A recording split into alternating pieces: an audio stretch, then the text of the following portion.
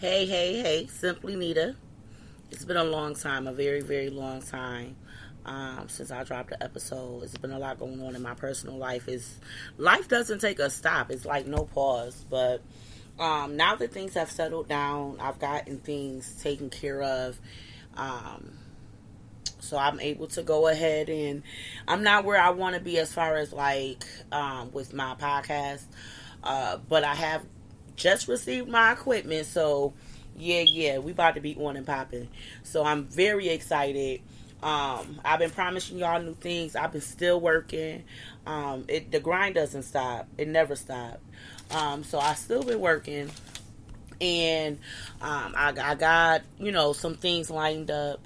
So I'm excited, but I wanted to go ahead and drop another poem.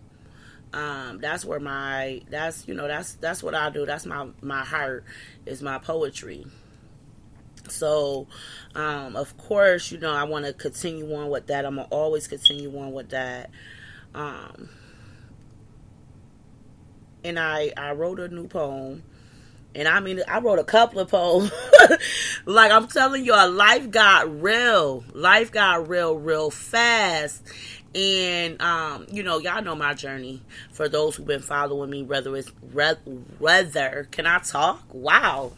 Whether it's on you're following my YouTube channel, whether you're following me on TikTok, something else I haven't been on in a while, and I'm gonna be back, on there too. Whether you're on my Facebook, my Instagram, my Snapchat, I'm out here. But you know my story. And like I said, until the day you stop breathing, the grind don't stop. So I'm going to keep talking about it. I'm going to keep expressing myself because this just me. And I know like everybody doesn't, I'm not, I'm an acquired taste. Everybody doesn't, they can't deal with my authenticity. Authenticity. Can I speak? Like, is that the word? Not sure. Everybody can't deal with it. Everybody can't deal with the things that I've had to go through, the way I express myself. Some people find me too loud. I mean, I get that. It is what it is. But I'm Nita. And my goal has always been that I've come to realize what my purpose in life was to help somebody else. I've gone through a lot in life, and I mean I can go ahead and blame my parents because of course they got some little bit blame, but if we're gonna be real with each other, I have blame to it as well. It's not just them. Like, and at a certain point, you got to take accountability for yourself. So, for those who know, those who don't, I believe in God. I'm in the church, and that's where I've grown up. I'm a pew baby. For those who don't know what that is, a pew baby is just somebody who been in church their whole life. And just knowing who I am and learning who I am as a 35-year-old woman now and who I thought I was is crazy. And I had to really understand and really get to know that just because you grew up in church doesn't mean that you know God and you don't have a relationship with God. So, I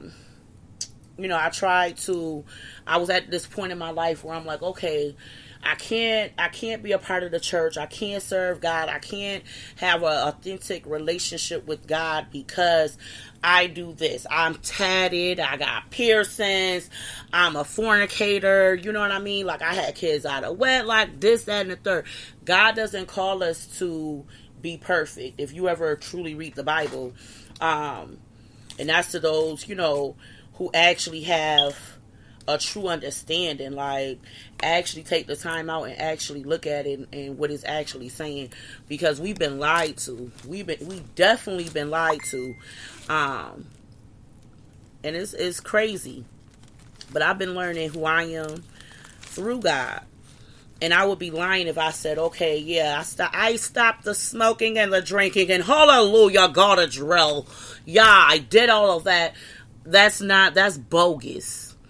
I struggle, that's one thing I regret ever is picking up a cigarette. Like, I've been smoking since I was 11 years old, and I was just telling somebody, like, what is the cause of your addiction? Because people, whether or not you agree that addiction is a disease, it didn't always start that way. So it had to be a first time. It's a first time for everything, right? So before the addiction to the nicotine, tobacco, the weed, the whatever I chose to smoke that day, whether it be weed, whether it be a spliff, whether it be alcohol, all of those things are addictions. So what is the cause? What started that 11-year-old girl to smoke? And I used to say, well, I was so stressed out. Oh my God. She's Louise. Stress is a killer. I was so stressed out. Yeah, that's true. I was stressed out. If you grew up with my father, you would be stressed out too. But like I said, I'm 35 years old. So when do you take accountability for yourself? So the truth is, I'm addicted to smoking. That's what I've always done. When I was stressed out, when I had to get away for a little bit, grab a cigarette. 2015, it went from cigarettes to blacks, which is even worse. But in all actuality, I did all of that because, you can't smoke weed everywhere. So let's go ahead and pick this up. And you stink, and it's all this, that, and the third, whatever. What made that 11-year-old girl start that? What was it? And yeah, it could have been stress. But what is it now? And I wish I had that answer. I don't. It would have been nice. I don't. That's what it is. But what I have come to know and I've come to realize within myself and within my own self-healing journey is that healing and the healing process is lifelong. I spent 35 years in bondage, in my own mental bondage for whatever reason, and we can blame whoever we want to blame, but it doesn't negate the fact that I was in a mental bondage for so long. It's not going to wipe itself clean, and it's not going to be a linear healing process and a healing journey where I'm going to just straight, hey, after 6 weeks of therapy, I am completely okay. I'm not. I'm still learning things that I'm healing from, that I learned about myself from things that happened to me 20 plus years ago. But it's my journey.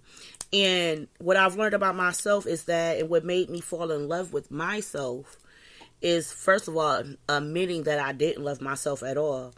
And self-hatred is real. But also admitting to myself that what I wanted my purpose to be. And what I mean by that is I do think everybody has a purpose. And no, we may not all know what that purpose is. But for me, until I found my purpose, I was going to create one. And I always wanted to be somebody that helped somebody else. Because I remember when I felt like I was all by myself and that nobody cared. And I just wished one person cared. And whether or not somebody really cared or not, that's neither here or there. It's how I felt at the time, and it's how somebody else may be feeling now. So that's why I do this. One, for myself, to really share who I am. And even if the only person who listens is me, this is who I am. And I'm going to continue on with it. Secondly, for that person who may be listening, who may feel like they by themselves, you not. So that's why I wanted to share my poetry. So that's why I really started this. And I have other creative ways. If you know, I have my other, I have a second podcast that I haven't really been releasing episodes. I do have episodes, they're just not released. So I will be doing that. It's just, like I said, there's a lot been going on. But through it all, God is in the midst. So here we go. I got a couple of poems. I don't think I'm going to drop it all. I think I'm going to just do this one poem today. But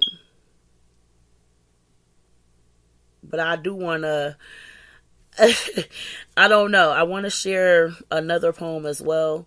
We'll see. We'll see. If I can pull it up. I wish I could memorize my poetry. Like, I mean, I have some of them memorized, just because, they, like I said, I read them myself.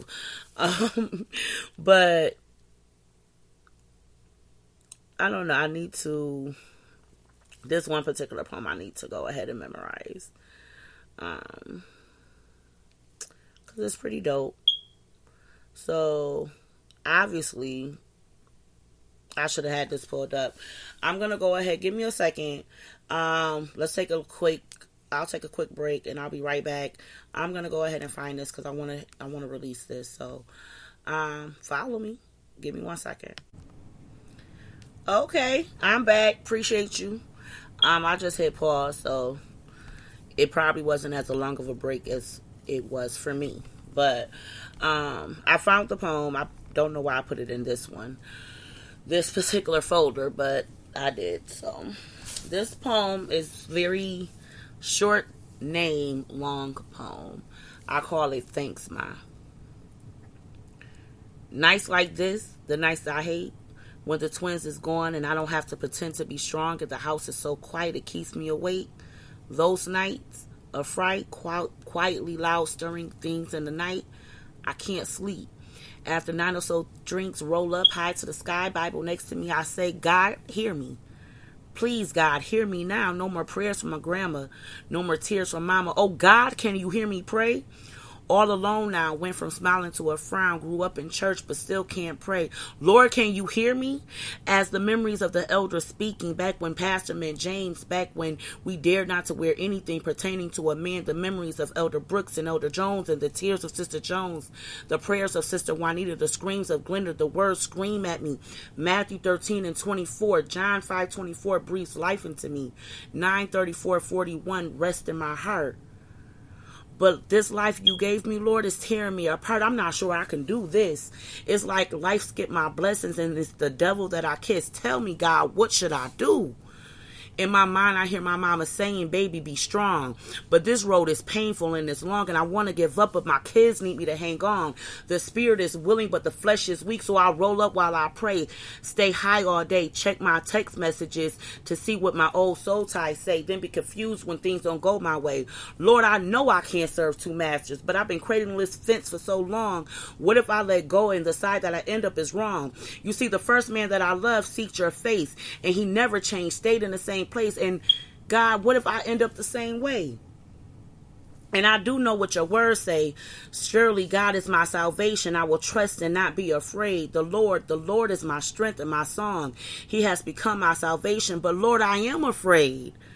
And I know that I should say, fear not, for I am with you. Be not dismayed, for I am your God. I will strengthen you. I will help you. I will uphold you with my righteous hand. But Lord, I just can't encourage myself today. I know you love me and my prayers you hear. But Lord, this struggle is getting too real. And Lord, I'm tired. I'm stressed and I've been doing it right. I'm supposed to be blessed, but I can't sleep at night. I can't get any rest. It's like I'm taking a stressful test. So Lord, tell me, what am I supposed to do? And I can hear my mama say, blessed is the man who remains steadfast under trial, for when he has stood the test, he will receive the crown of life, which God has promised to those who love him. You can't pray then worry, because if you were going to worry, why did you pray? That's like asking your boss for a raise, and before he could respond, you tell yourself no and then walk out the office. Let God be God. It's not for you to figure it out. God didn't ask for a garden full of flowers and trees. He asked that you have faith of a mustard seed. And any good farmer would know it starts with one seed to get your garden to grow. And no, it's not easy. And sometimes it's not fair. No, but no matter how you feel, you have to know that God is always there. And even when you can't speak, baby girl, he hears the words in your tears. Baby, give it to God. Let him figure it out. But now my mama's gone. And she not here. And all I have is memories of her to hold dear. And I never felt so all alone. And I never had so much fear. But thank God for Mama, who taught me God was near.